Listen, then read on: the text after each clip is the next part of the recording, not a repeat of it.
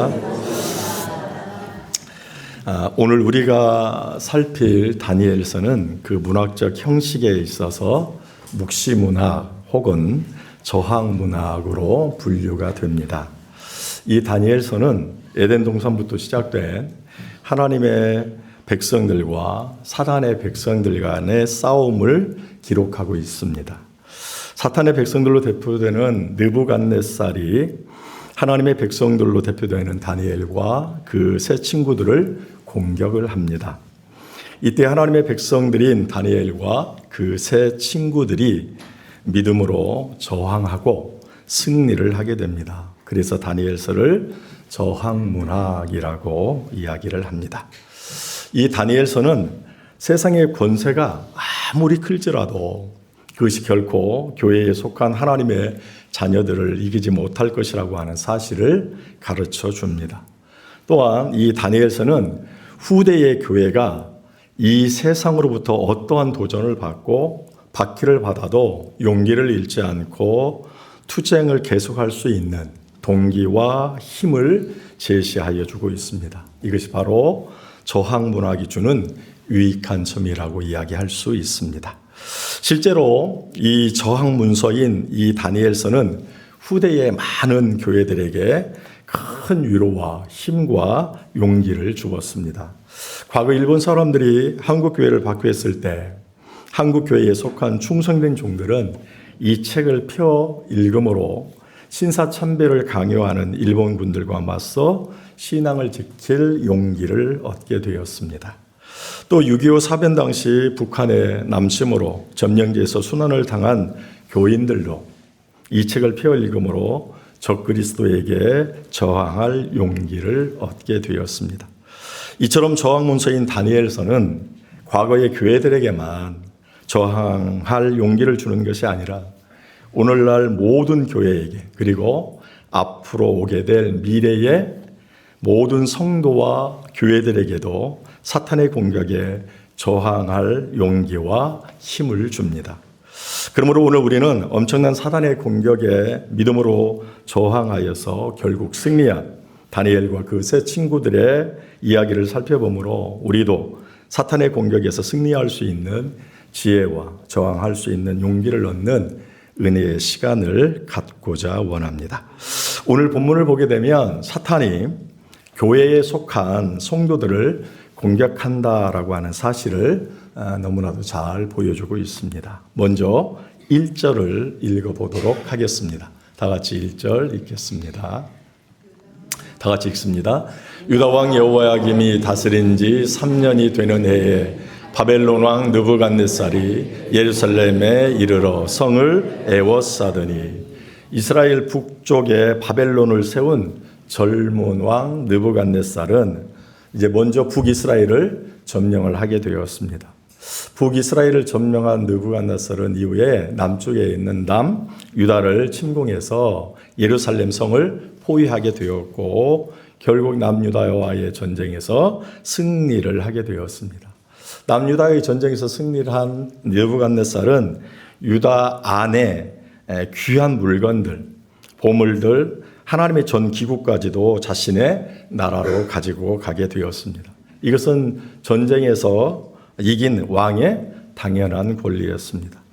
성전국의 왕은 패전국의 귀한 물건들, 보물들 뿐만이 아니라 심지어 사람들까지도 포로나 인질로 끌고 갔습니다. 특히 느부갓네살은 예루살렘 성전의 그 기물들을 바벨론의 신할 땅에 있는 자신들의 신의 보물 창고에다가 이제 갖다 두게 되었습니다. 2절이 그 사실을 우리에게 보여주고 있습니다. 2절 읽겠습니다. 시작. 주께서 유다 왕 여호야김과 하나님의 전 그릇 얼마를 그의 손에 넘기심에 그가 그것을 가지고 신할 땅 자기 신들의 신전에 가져다가 그 신들의 보물 창고에 두었더라. 하나님의 전에 있는 그 성전의 기물들을 자신들의 그 신을 위하여 만든 보물 창고에 갖다 주었습니다. 자신의 신이 이스라엘의 신을 이겼다는 것입니다. 과거에도 블레셋이 이스라엘과 전쟁을 해서 법궤를 빼앗고 자신의 다곤 신전에다가 이렇게 드렸던 것처럼 우리의 신이 너희의 신보다 더 강하다라고 하는 것을 이제 표하고 있는 것입니다. 여기에 보니까 바벨론이라고 하는 나라에 이 시날이라고 하는 지역이 있다라고 그렇게 이야기합니다. 그 시날이라고 하는 지역에 신들의 신전이 있고 그 신들에게 바치는 보물의 창고가 있다. 이렇게 바벨이라고 하는 곳에 시날이라고 하는 땅이 있다. 이렇게 얘기합니다. 오늘 2절을 보게 되면 바벨이라고 하는 이 단어하고 그 다음에 시날이라고 하는 단어가 등장하고 있는 것을 볼 수가 있습니다. 이 두 이름은 옛날부터 우리들에게 잘 알려져 있는 그러한 단어이고 지명입니다. 이 시날이 어디서 나올까요?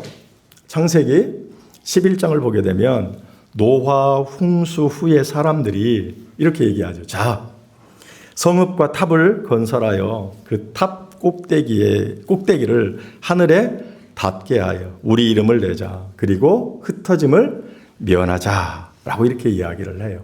그래서 한 평지에서 이제 성과 탑을 쌓죠. 그곳에 장소가 어디냐 할 때 시날 평지, 곧 시날이라고 하는 땅이었다는 것입니다.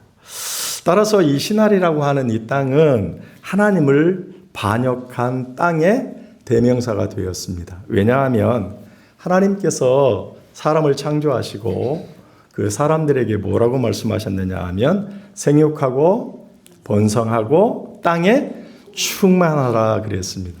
그래서 사람들은 하나님의 명령을 받고 어떻게 땅에 충만하려고 하면 땅으로 다 흩어져야 되죠. 그런데 이 사람들은 그와 같은 하나님의 명령을 정면으로 거부해요. 그리고 성과 탑을 쌓으면서 우리의 이름을 낼 뿐만이 아니라 우리가 뭘 면하자? 흩어짐을 면하자 이렇게 말씀을 하죠. 그래서 이 시날이라고 하는 이 땅은 바로 하나님을 번역한 땅의 대명사가 되었다 하는 것입니다. 또 바벨이라고 하는 곳이 나오죠. 이 바벨이라고 하는 곳은 어디서 나와요? 역시 창세기 11장에 나오죠. 이들이 시날 평지에서 성과 탑을 탁 쌓았어요. 탑을 쭉 쌓고 그들이 뭐라고 얘기해요? 이 탑의 이름을 바벨이라 이렇게 불렀습니다. 그래서 이 바벨이라고 하는 이 단어는 역시 인간의 교만과 반역을 상징하는 단어라고 하는 것입니다. 왜 그럴까요? 자신들이 탑을 쭉 쌓는데 어디까지 쌓자고 해요? 하늘까지 닿도록. 그리고 그 탑을 쌓는 목적이 뭐라고 해요? 우리의 이름을 내자. 자신들이 하나님과 같이 되기를 원해서 그 탑을 쌓았어요. 그래서 이 바벨이라고 하는 것은 바로 인간의 교만과 반역을 상징하게 되었다라고 하는 그러한 사실입니다. 그래서 이 성경에서 이 시날과 그리고 이 바벨이라고 하는, 특별히 이 바벨이라고 하는 또 바벨론이라고 하는 이 사실은 언제나 예루살렘과 대치되는 것을 볼 수가 있습니다. 오늘 본문에 등장하는 이 바벨론이 바로 예루살렘과 대치가 되고 있어요. 예루살렘은 어떤 곳이냐? 언제나 하나님의 도성이에요. 그리고 지상에 있는 하나님 나라의 중심지를 상징하고 있어요. 이와는 정반대로 바벨론은 언제나 사탄의 도성이요, 사탄의 수도를 가르치고 있습니다. 바벨론은 죄악의 땅이요, 어두움의 나라입니다. 따라서 오늘 본문에 이 바벨론이라고 하는 이 느부갓네살 왕이 예루살렘 성을 포위하고 유다를 침공했다라고 하는 것은 단순히 한 나라가 다른 나라를 공격한다라고 하는 의미 이상의 의미가 있다라고 하는 사실입니다. 영적으로 보면 사탄이 하나님의 백성들을 공격하고 있다고 하는 사실로 바라보아야 된다라고 하는 사실입니다. 즉 사탄의 자녀로 대표되는 바벨론 왕 느부갓네살의 침공은 곧 하나님의 자녀로 대표되는 이스라엘의 백성들을 파괴하려고 한다라고 하는 그러한 사실입니다. 이와 같은 영적인 싸움은 오늘날에도 계속되고 있는 것입니다. 일찍이 에덴 동산에서부터 시작된 이 싸움은 예수님이 영광 중에 재림하시어서 그 모든 원수들을 그의 발등상 아래에 둘 때까지 될 것이고, 그때에 비로소 이 싸움이 끝나게 될 것이라고 하는 그러한 사실입니다. 이처럼 오늘 본문은, 그러니까 바벨론이라고 하는 이 나라가 예루살렘 성을 포위하고 그리고 유다를 이제 침공한 것은 그냥 단순히 한 나라가 다른 나라를 침공했다라고 하는 의미가 아니라, 영적으로 보게 되면 바로 사탄에 속한 나라가 하나님의 나라를 공격하는 것, 사탄의 사람으로 대변되는 느부갓네살이 하나님의 사람으로 대변되는 다니엘과 그의 세 친구들을 공격하는 사건으로 우리가 바라보고 해석해야 된다라고 하는 그러한 사실입니다. 그렇다면 사탄이 하나님의 교회를 어떻게 파괴하려고 하는가? 사탄이 하나님 나라를 파괴하는 구체적인 방법이 무엇일까라고 하는 것입니다. 그 방법이 3절과 4절에서 우리에게 말씀해 주고 있습니다. 3절, 4절을 다 같이 한번 읽어보도록 하겠습니다. 다 같이 3절, 4절 읽습니다. 시작.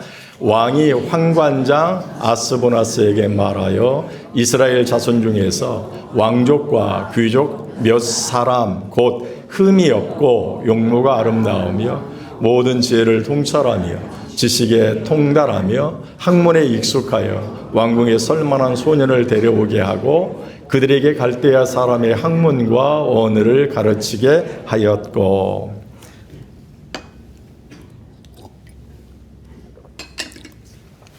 방금 읽은 말씀을 보면 느부갓네살 왕이 황관장 아스보나스에게 명령한 사실을 말씀하고 있습니다. 이 느부갓네살이 황관장 아스보나스에게 한 명령이 무엇이냐라고 할 때, 유다 자손들 중에 특히 왕족과 귀족 중에서 똑똑하고 가능성이 있어 보이는, 다시 말해서 앞으로 지도자가 될 만한 소년들을 데리고 오라, 이렇게 명령을 하였습니다. 그러면 그들을 데려와서 뭘 하라고 하는가 할 때 세 가지를 하라고 하는데, 첫째로 그 사람들을 데려와서, 그 소년들, 그 젊은 사람들을 데려와서 갈대의 사람의 학문을 가르치라, 이렇게 얘기해요. 제일 밑에 있죠. 그들에게 갈대의 사람의 학문과, 그들에게 갈대의 사람의 학문을 가르치래요. 자기 나라의 학문을 이야기하는데요. 당시의 세교에서 최고의 학문이 갈대아 사람의 학문이었다라고 하는 것입니다. 우리가 이거 애굽에서도 좀 보았죠. 애굽의 문화가 당시에 최고의 문화였고, 모세가 왕궁에서 최고의 이제 문화 공부를 하였던 것을 볼 수가 있습니다. 자, 자신의 나라 이 갈대아 학문이 최고였는데 그 학문들을 가르치라, 그렇게 이야기를 했고, 두 번째로 보게 되면 학문과 언어를 가르치라, 그렇게 이야기를 하고 있습니다. 바꾸기 전에는 방언이라고 나왔거든요. 이 방언은 뭐 우리가 말하는 방언의 은사를 얘기하는 게 아니라 다른 언어. 즉 외국어를 구사할 수 있도록 이중 언어 훈련을 하라는 것입니다. 그러니까 한 나라의 언어만 가르치는 게 아니라, 다시 말해서 자신의 나라의 언어만 가르치는 게 아니라 그 주변의 여러 나라의 언어들을 가르칠 수 있도록 이중 언어 훈련을 시키라, 이렇게 이야기를 했습니다. 그뿐만이 아니라 느부갓네살은 이들을 교육을 시키되 5절 말씀을 보게 되면 가장 좋은 것을 먹이고 입히면서 최고의 시설에서 최고의 학문과 언어를 배우도록 하라고 지시를 했습니다. 그것도 몇 년을 가르치도록 했는가? 무려 3년 동안 그렇게. 이 3년 동안 그렇게 가르치라고 하는 것은 뭘 얘기할까요? 철저하게 훈련을 시켜야 된다라고 하는 것을 말하고 있는 것입니다. 그렇다면 느부갓네살 왕이 왜 이스라엘의 포로들이잖아요. 포로들을 이렇게 데려다가 최고의 시설에서 최고의 것을 주면서, 그것도 3년이라고 하는 상당한 기간을 통해서 그들을 이렇게 훈련시키도록 하였을까 하는 것입니다. 무슨 이유 때문에 그렇게 하였을까? 5절 한번 보죠. 5절 다 같이 읽습니다. 시작. 또 왕이 지정하여 그들에게 왕의 음식과 그가 마시는 포도주에서 날마다 쓸 것을 주어 3년을 기르게 하였으니 그 후에 그들은 왕 앞에 서게 될 것이더라. 이들을 가르친 이유가 있어요. 3년을 기르게 했다. 3년을 가르치도록 했어요. 그 이유가 뭐예요? 마지막에 그 후에, 그죠? 3년이 지난 후에 그들은 왕 앞에 서게 될 것이라. 그들을 어디 앞에 세워요? 왕 앞에 탁 이렇게 세우려고. 그러면 그들을 왕 앞에 세운다라고 하는 말이 무슨 뜻일까요? 왕의 옆에 서서 나라에 영향을 미칠 수 있는 지도자로 쓰겠다는 말입니다. 그냥 한마디로 얘기하면 표면적인 이유는 뭐냐? 그들을 데려와서 키워서 훈련시켜 바벨론의 지도자로 쓰기 위해서 그렇게 훈련을 시키도록 하였다는 것입니다. 느부갓네살은요, 세계를 정복하려고 하는 그 야망이 매우 큰 사람이었어요. 그런데 그 일을 감당하려면 많은 실력 있는 인재들이 필요했다라고 하는 사실을 잘 알고 있었습니다. 그래서 그가 비록 이스라엘 사람들이 축복의 사람들이지만 그들을 데려와서 키워서 바벨론의 사람으로 만들어서 이제 필요한 곳에 인재로 쓰겠다. 그런 목적을 가지고 훈련을 시키게 되었다고 하는 것이죠. 이 점을 생각하면 비록 느부갓네살이 이방이지만 참 본받을 만하다 하는 생각을 잠시 가질 수가 있습니다. 이스라엘 사람들의 입장에서는 이 바벨론이 자신들을 대하는 그 모습들을 보았을 때 정말로 고마운 사람이었어요. 자기는 포로이잖아요. 포로임에도 불구하고 자신들을 포로로 대어주지 않고 오히려 출세의 길을 열어주고 더욱 큰 일들을 감당할 수 있도록 정말 좋은 환경 속에서 실력을 키울 수 있도록 배려해주고, 그러니까 이런 모든 것들을 생각할 때 이스라엘의 포로의 입장에서는 정말 고맙다고 하는 생각을 갖게 되었겠죠. 보통 포로라고 그러면 이제 감옥에 갇히고 또 고민을 받기도 하고 또 종으로서 이제 많은 부역을 감당해야 되는 아주 고통스러운 나날을 살아가는 것이 보통 포로들이죠. 그런데 이 사람들은 그런 포로와는 질적으로 다른 대우를 지금 받고 있으니 이스라엘 사람들의 입장에서는 느부갓네살이 너무나도 고마운 사람이라고 생각이 되는 것이죠. 그런데 여기에 함정이 있습니다. 느부갓네살이 포로인 이스라엘 사람들을 이렇게 잘 대해준 것은 앞서 얘기한 대로 표면적인 이유는 뭐예요? 그들을 잘 훈련시켜서 바벨론의 일꾼으로 써야 되겠다라고 하는 것이었지만 영적으로 살펴보면 실상은 하나님의 백성들을 완전히 종으로 삼으려고 하는 술책이었다는 것입니다. 즉 바벨론 왕 느부갓네살이 이들을 교육시키는 것은 잠시 이스라엘을 지배하는 것이 아니라 완전히 속국으로 삼으려고 하는 전략이 숨어 있다는 것입니다. 영적으로 말하면 사탄이 하나님 나라의 백성들을 또는 교회의 성도들을 완전히 또는 영원히 자신의 지배하에 두려고 하는 행동이었다라고 하는 그러한 사실입니다. 이런 사실들은 우리가 어디서 알 수 있느냐 하면 한 나라의 꽃이자 미래인 젊은이들을 데려다가 교육을 시킨 사실을 통해서 우리가 알 수 있습니다. 여러분 사실 어린 사람들 또는 젊은 사람들을 데려다가 3년이라고 그랬잖아요. 3년 동안 교육을 시킬 때는 상당한 시간이 많이 들고요. 돈도 많이 들고요. 굉장히 많은 노력이 필요하죠. 반면에 이미 다 갖춰져 있는 어른들, 성인들을 데려다가 바로 쓰면 시간도 비용도 그리고 많은 노력도 덜 들게 되죠.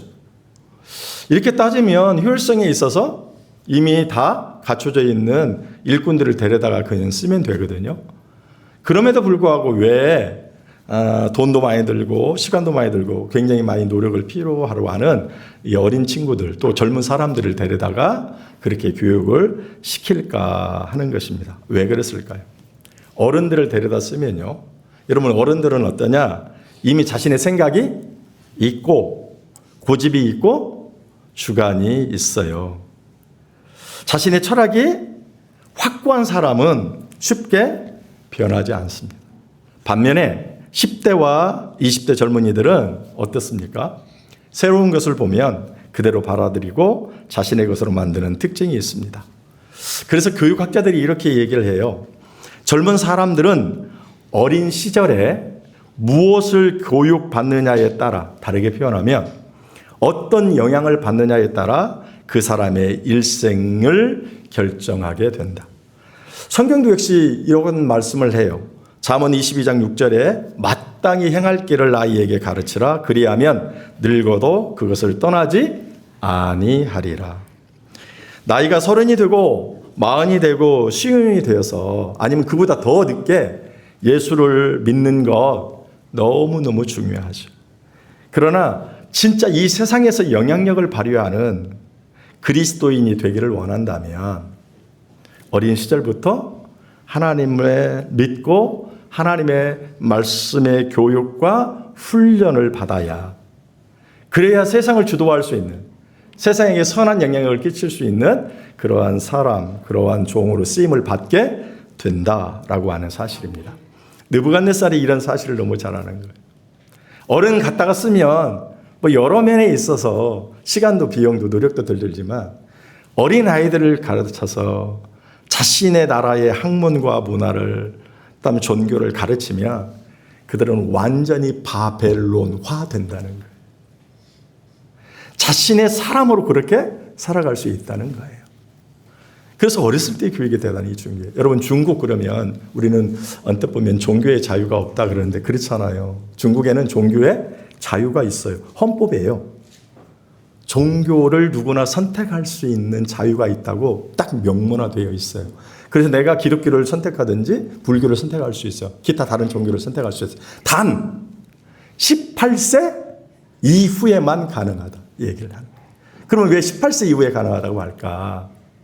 18세 전에 내가 어떤 종교를 선택하면 실수할 수 있을까 싶어서 그러는가? 물론 그런 면도 있겠죠. 근데 그런 게 아니에요. 이들은 생각하는 거예요. 18세 이전에 공산주의 사회, 이 사회주의 인민 이론을 그들에게 딱 가르치면 그들의 생각이 딱 굳어져서 그 이후에 어떠한 가르침이 와도, 어떠한 종교의 어떤 그런 전도가 와도 그것을 다 어떻게 해요? 다 거부할 수 있다는 거예요. 그래서 이것을 통해서 우리가 알 수 있는 게 뭐예요? 어린 아이 때의 교육이 엄청 중요하다라고 하는 것을. 그래서 이 느부갓네살은 이런 사실을 너무너무 잘 아는 거예요. 그래서 어른들을 갖다 쓰는 게 아니고 어린 아이들, 청년들을 갖다가 사용하는 것이죠. 그건 이유는 뭐예요? 그냥 어렸을 때부터 자신들의 종교, 관습, 문화, 지식 이런 것들을 다 가르쳐주면 그들은 어떻게 해요? 스펀지가 물을 쭉 빨아들이는 것처럼 그대로 빨아들여서 그들은 어떤 사람이 돼요? 바벨론 사람, 바벨론화 돼요. 이런 거예요. 외모의 모습은 한국 사람인데 그가 생각하는 것, 말하는 것, 행동하는 것, 어떤 관습 이런 모든 것들은 다 외국 사람이에요. 우리나라 많은 사람들이 미국에 이민을 가죠. 1세대들이 너무 고생하거든요. 그래서 1.5세대들이나 2세대들 교육을 시키는데 정말 민족성이 뛰어난 부모들은 미국 사회에서 다 영어를 쓰고 그 문화 속에서 살아가지만 이 집 안에서만큼은 한국말을 쓰고 또 한국말을 가르치고 한국 문화를 가르치고 한국 예절을 가르치고 이렇게 해요. 근데 대부분의 많은 사람들은 그냥 이 나라에서 살려면 미국 사람처럼 되어야 된다. 그래서 아예 이 집안에서 한국말도 못 쓰게 하고 한국어도 가르치지 않고 그냥 영어 쓰게 하고 그 문화 생활을 그대로 이렇게 하도록 하는. 그래서 겉은 어떤 사람이에요? 한국 사람인데 그의 사고의 사고, 철학, 그리고 말, 행동 하는 모든 것들은 다 외국 사람인 거예요. 이런 사람이 되도록 하라는 거예요.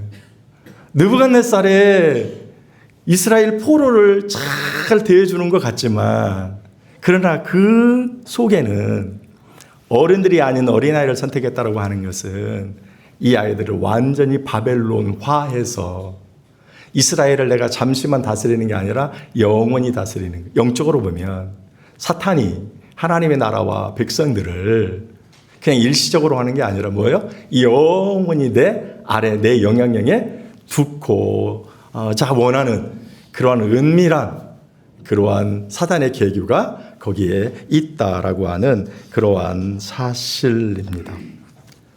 이것을 결정적인 게 뭐냐라고 할 때 음식을 주는데 어떻게 해요? 왕이 그들의 신에게 제사드린 음식을 이제 먹이도록 하는 것을 볼 수가 있어요. 여러분 음식의 기호까지도 바뀌는 술책을 쓰죠. 여러분 먹는 것을 통해서 과거와 단절하기를 원해요.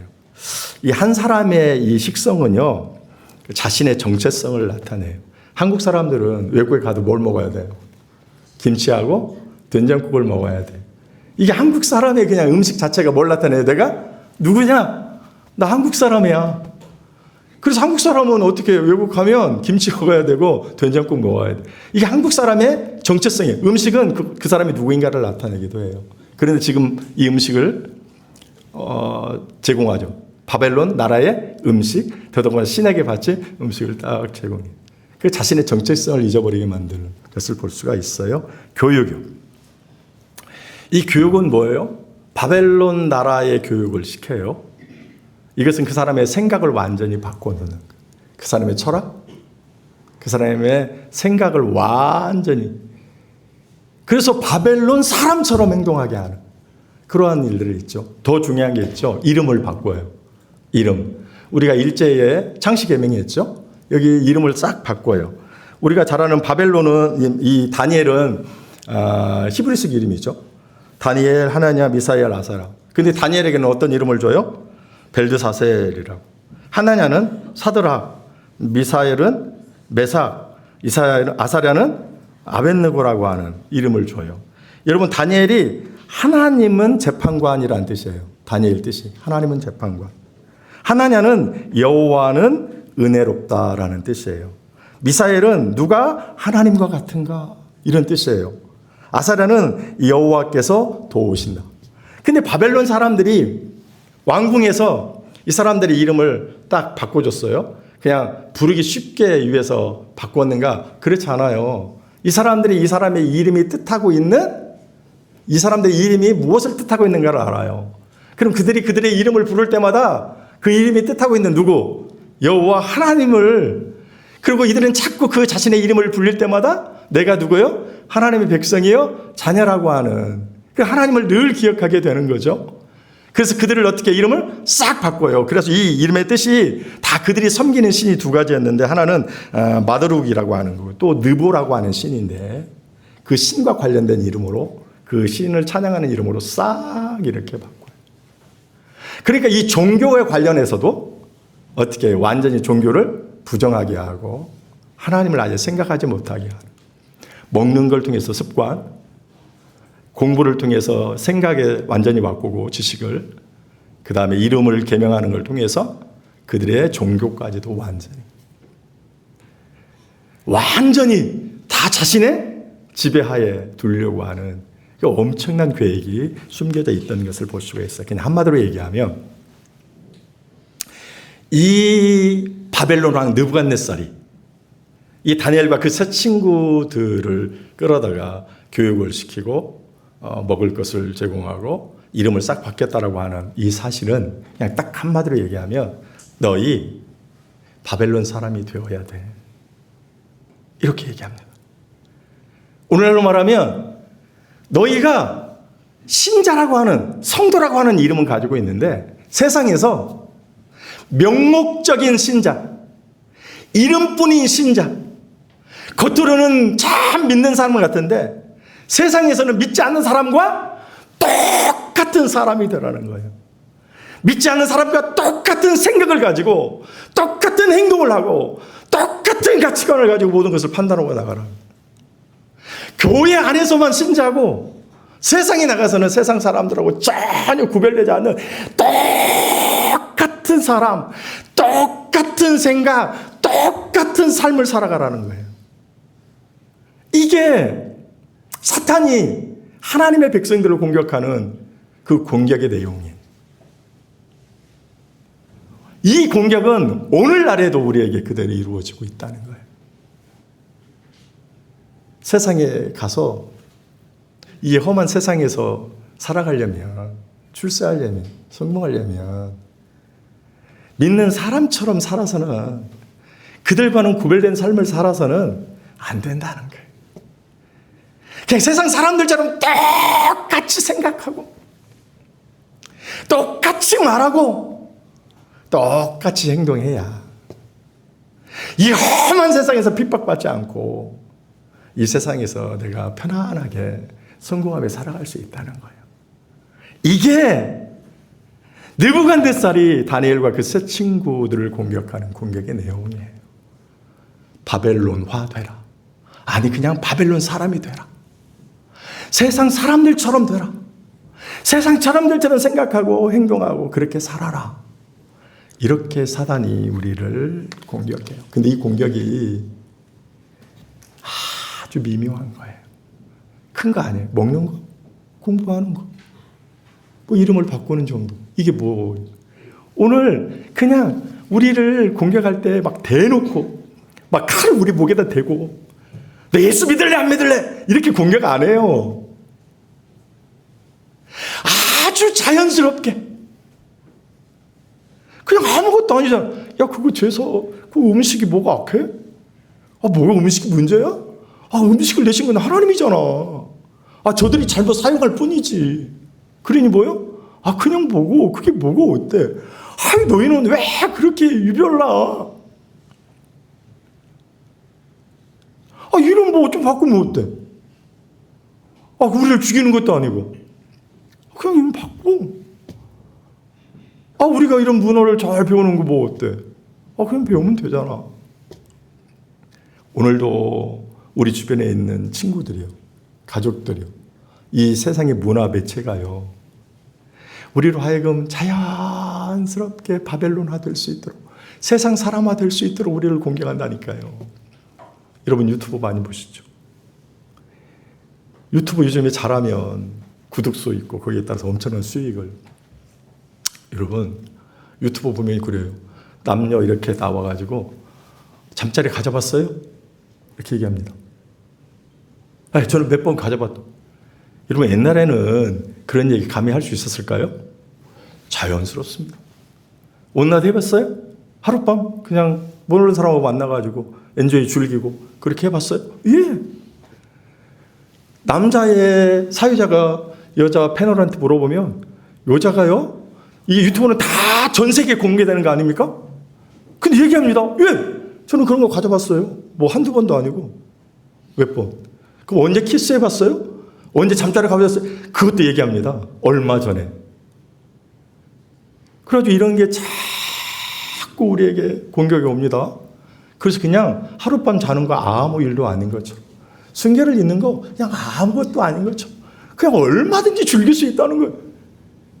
여러분 이런 세상의 문화를 통해서 계속 그냥 별거 아닌 것처럼 자연스럽게 먹는 것과 관련해서 이런 등등등등등 통해서 우리를 얼마나 공격하는지 몰라요. 자연스럽게 스며들도록 합니다.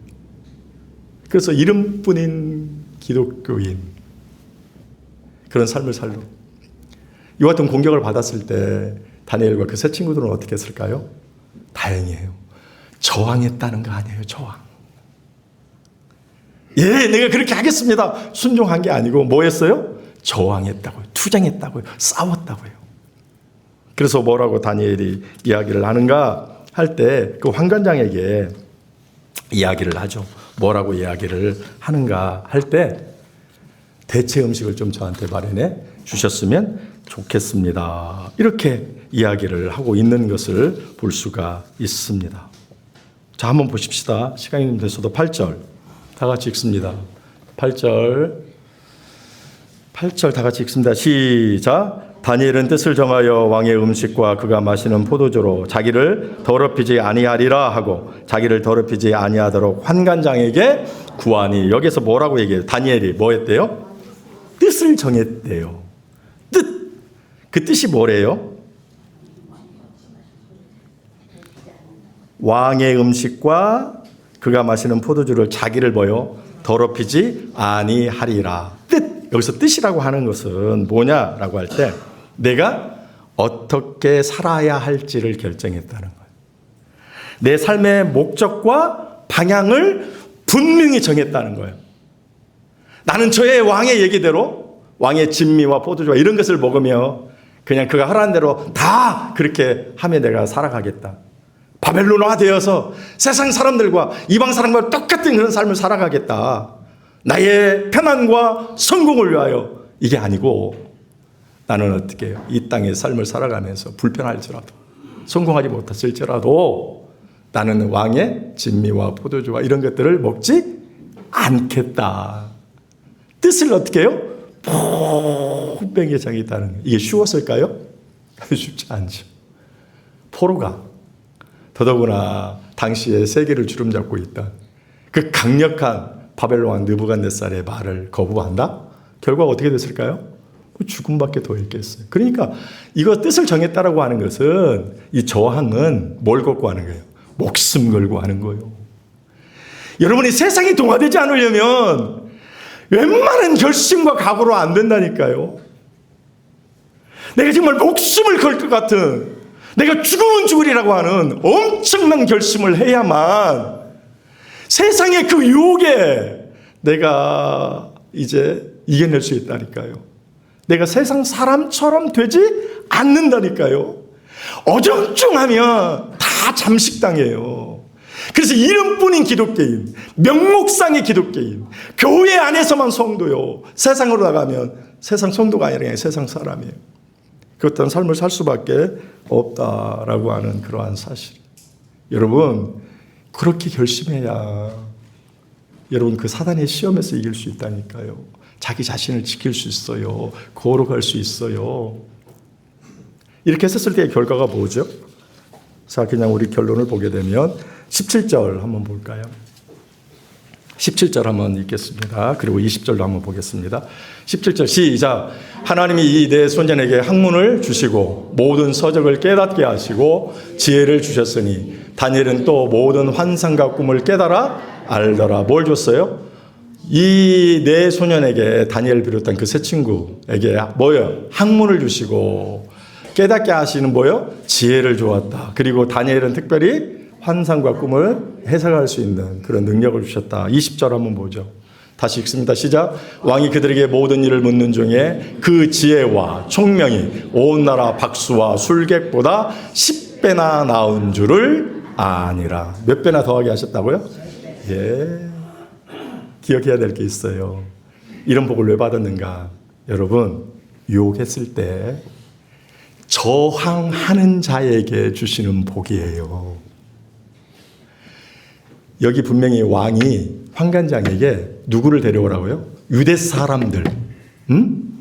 그러면 이 네 사람만 끌어왔을까요?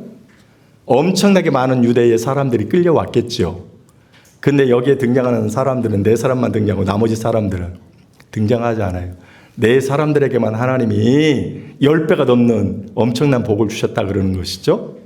우리가 세상으로 표현하면 출세의 복을 주셔요. 그럼 나머지 사람들은요? 아무런 얘기가 없습니다. 네 사람만은 저항을 하는데 나머지 사람들은요? 저항하지 않고 그냥 받아들여요. 그렇게 살아들어요. 순응했어요. 결과 아무것도. 어떤 사람에게 하나님의 은혜와 복을 주시는가? 저항하는 사람입니다. 사탄이 교묘하게 너는 세상 사람들처럼 살라고, 세상 사람들 똑같이 살아야 편안하다고 그렇게 우리를 자꾸 유혹할 때 내가 불편할지라도, 내가 이 세상에서 비록 성공하지 못할 것 같을지라도, 내가 많은 사람의 따가운 눈총이 나에게 있어서 내가 참 불편할 것 같을지라도, 그래도 나는 어떻게 해요? 그들과 구별된 거룩하고 성결한 삶을 살겠다라고 어려운 가운데서도 목숨 걸고 저항하면 저항하는 자에게 저런 복을 주신다는 거예요. 그 대표적인 사람들이 누구냐? 안디옥 사람들이에요. 안디옥에서 처음으로 고귀한 별명을 그들이 하나 얻었는데 뭐예요? 그리스도인. 안디옥은 이방인데 거기서 그들이 하나님을 얼마나 신실하게 그 삶의 현장에서 하나님의 말씀대로 그들이 과거에 이방적으로 가지고 있던 모든 신도, 관습도, 종교의 행습 모든 것들을 버리고 정직하고 진실하게 살아가니까 믿지 않는 사람들이 그 구별된 삶을 살아가는 그들에게 이름을 딱 하나 붙여줬는데 이름이 뭐라고요? 그리스도인. 처음에는 조롱하는 이름이었으나 이게 영광스러워. 우리하고는 차원이 다른 사람이고.